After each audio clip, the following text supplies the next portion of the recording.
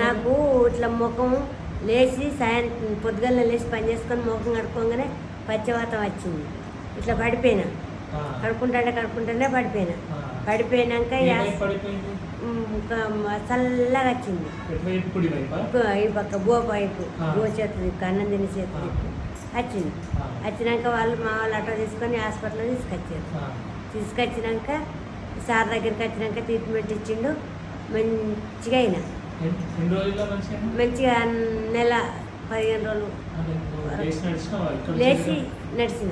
ఇక్కడికి వెళ్ళి వేగంగా నడవలే.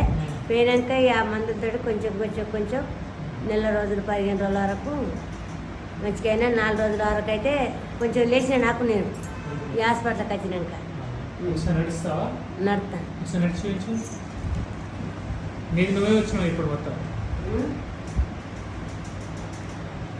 సంతోషం.